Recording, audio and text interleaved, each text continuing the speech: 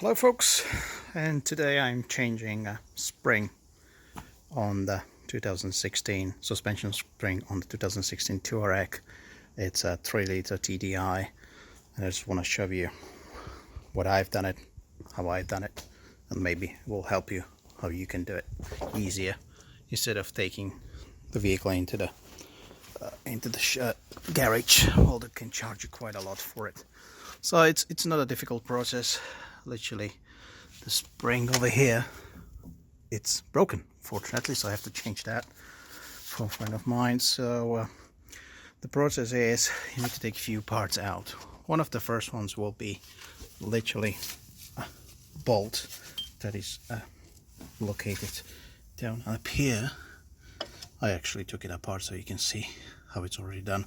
So you're taking this one out first, so you have some movement. Second one will be this control arm, but when you're taking this bolt out, it's quite long, so you won't be taking it out completely.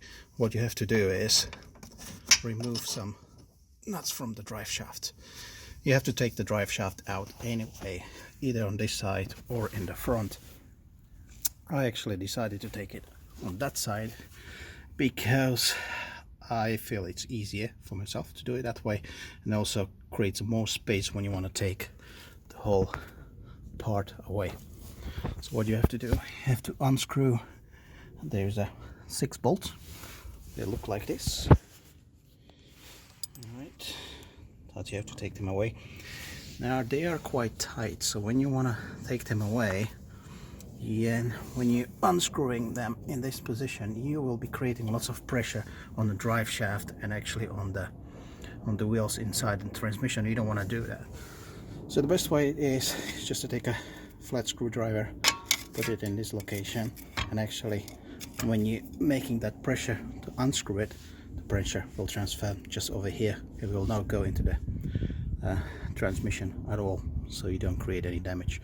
When you will be putting them back on, you just take the same screwdriver, just put it from the bottom, so again the pressure is created on the screwdriver itself. It doesn't transform right into the transmission, so you don't create any damage. So once you have that out, you also need to take 2 bolts that are literally, one is up here, this section, and the second one is in this section. Those bolts look like this, and they are eccentric. What does it actually mean is that's how you adjust your wheel alignment on this vehicle. So the good thing is when you will take them out, create some sort of a mark where it's originally supposed to be against the body. So when you put it back on, you can put it originally in the same position. I didn't do that in my case because I knew I want to do the wheel alignment anyway, so that's why I don't have any marks. That's just for your information. If you take them apart, mark it with a fix or a bit of a paint, and then you can surely put them back on in the same way as it used to be, so you minimize additional work adjusting your wheel alignment. So once you have these bolts out, literally the bottom part will come out like this. You can still hang on the joint, that's fine, just don't create too much pressure on it. Then this part can go, then you can lower your drive shaft down by literally just pulling this section towards you, and the drive shaft will simply come out. And this is how it looks like inside the drive shaft. So no worries, there are no seals, there's no any oil and liquids will be getting out of it, so that's perfectly fine. When you have the drive shaft out, then you can completely remove this control arm. There's just a few bolts up here, and once you have done that, you're pretty much clear to take the suspension out. So that's the control arm. There you're pretty much free to take it out. And literally this is, it will be just holding on itself in this location. So now pretty much moves. What you have to do now is free the 3 nuts away. Actually, I've done them already. They're size number 16, just the 3 of them. You take them out. Now it's just hanging on one, so you can literally take it out and then just take the whole arm out. So once you move the 3 bolts on the top, nuts holding the entire suspension, you can just literally pull it out. See, it's coming out pretty much itself just by help of gravity. Now once you have the suspension out, the springs actually do come in various sizes and strengths, I would say. Now for that they use this color coding, so you literally need to get especially the same one, because obviously on the underside you have the same one. So if you just replace the coil with any other coil, that's going to be a problem, because obviously the vehicle will be leaning towards one side and maybe will behave differently. So you have to make sure you will get the same coil. Now be careful in regarding this, especially when you're buying a second-hand one. When you're calling some of the places that selling second-hand parts, they literally ask you what color coding you have, and then just in order just to make a sale, they'll take whatever coding they have up there and they put the color you told them over the phone or email just to make a sale. So if you receive a coil that you can see that pretty much the paint is just like brand new, that may be indicating some issue. I'm not saying everyone is like that, just be cautious when you're replacing a spring. Now when you want to replace a spring, you will need some tools, unfortunately. Now in this case it looks like this. You have a nut and then you have to hold the middle section while turning the outside nut around. So this is size 18, so if I put my size 18 in it, you will struggle, because obviously to create a good enough grip to twist it, it's going to be an issue. So for that you need a few tools, I would say. So in this instance I bought this one just on the Amazon. It was 19 quid. This is how the nut size 18 looks like. That's how it is. So what it actually does when you put it in, just like that, you still have a space to reach the middle section, plus you have a ratchet that goes around.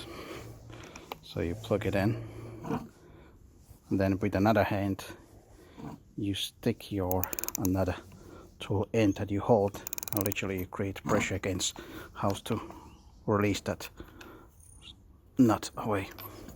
But before doing that, you need to actually compress the spring, because if you do not compress, you will be creating lots of pressure in the front, so you will struggle and have difficulties to release it. So for that you can find something like this. Actually I bought this one out of Screwfix. Yeah, it was Screwfix. It was just 19 quid. I think it's pretty good deal for quite a heavy duty tool. So how it works is you literally adjust it on the springs, one from the top on the bottom. Oh, sorry, adjust it literally to the size you have. Here we go. So you just put it on, and then you're starting to actually creating a pressure that will literally compress the spring. Whenever you're doing this, make sure, now it's just going with the hand, but obviously just in a few seconds the pressure will rise, and then you have to use a spanner. Some people use a spanner, ratchet, or even electric power drill to actually compress it. So you keep going. You have to install the second one on the another side as well, so they have to be exactly on the opposite sides. You cannot have them next to each other, that won't do any work. So once you compress that, it will stay still. Then you can release the top section. I literally take this part away, then you take the spring out. You will undo this the opposite way. You release the spring, you put the new spring in, you compress it again, you put the top section back on as it was, tidy it up, and put it back in the car. So now I have installed the tool for compression, and it's just very easy. Just gonna grab this, is size 21. Just grab it. I'm just gonna compress. Yeah. A few tights from one side. Then you're gonna go with the second side. Yeah, holding a camera and doing it with the hand is not the easiest way. So I'll come back when I'm done. So the next step, once you have the spring compressed, actually I put myself just this as sort of a extension just to stabilize it more self up there. Then you have the size 18 that I put up here, and then I have a ratchet, and with the nuts this is size 6 that actually goes underneath. So with this one you need to create a counter pressure so it doesn't twist the entire middle section. So actually how it works, just going to put it up here, this one first, this one up here, and I'm just going to hold it a bit, hold it up here, and you see it's coming out nice and easy. Okay, so now just out, this out, and this section can come out because obviously the compression coil spring tool is holding the spring. This section will come out and then you can start with the replacement. So now it's successfully out. As you can see, this is literally damaged, broken completely away. This is how it's supposed to go in there actually. That's how it holds. It goes up here. This section just goes up and down. That's where your original nut goes. This one up here.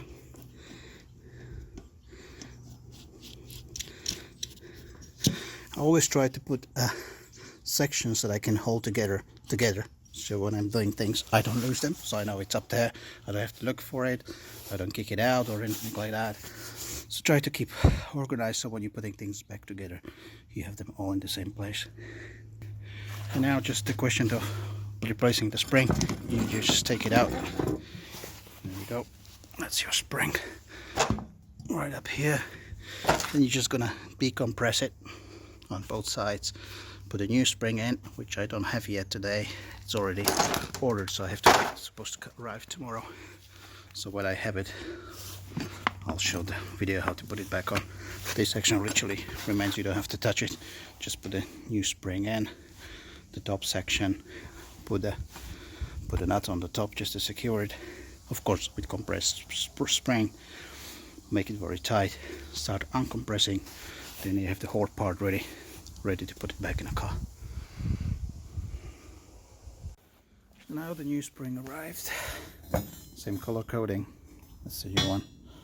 That's the broken one, the broken piece. So it's time to put it back on.